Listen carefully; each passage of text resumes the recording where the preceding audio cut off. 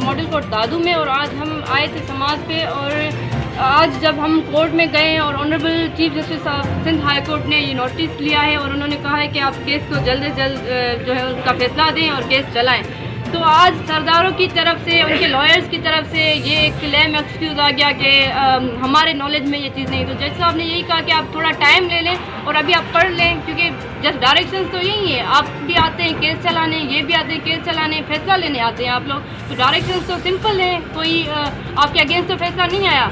Direction ये है कि आप केस चलाएँ, तो आप आर्ग्यूमेंट्स करें। तो उनके लॉयर साहब ने बड़ी बदतमीजी की है कोर्ट में। मैं उनकी रेस्पेक्ट करती हूँ, वो लॉयर हैं, मैं खुद एक फ्यूचर लॉयर हूँ। तो ये नहीं होता, ये कोई तरीका नहीं है। आप अपने प्रोफेशन में काम करें, ये ब्लैकमेलिंग ही कह सकते।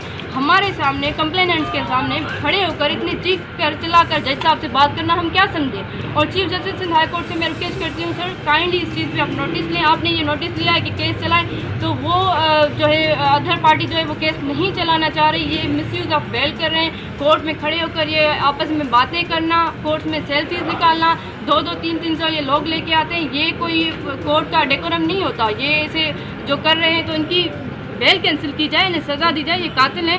तो मैं तो चाहती हूँ कि फेयर ट्रायल चले। और ज़ाहिर है जो ऑनरेबल कोर्ट की तरफ से ऑर्डर हुआ है यही हुआ है कि आप ट्रायल चलाएं। तो हम यही कहते हैं कि आप फैसला दें, जो भी फैसला है, ताकि जो भी पार्टी जिसके भी हक में आता है या जिसके अगेंस्ट आता है वो जाकर अपील करे ना। तो टाइम वेस्ट किया जा रहा है यहाँ पे। मैं तो इंसाफ की खातिर आती हूँ। जो कोर्ट्स हैं वो मजलूमों को इंसाफ देने के लिए, तो मैं यकीन रखती हूँ पाकिस्तान की कोर्ट्स पे कि हमें इंसाफ मिलेगा। सिंध हाई कोर्ट जे ऑर्डर के चैलेंज करना थी सुप्रीम कोर्ट में, तो केस जल्दी हलाइण जो छो चयो वियो आहे। मतिलबु इहो हिकिड़ो लेम एक्सक्यूज़ आहे हिननि जी तरफ़ खां।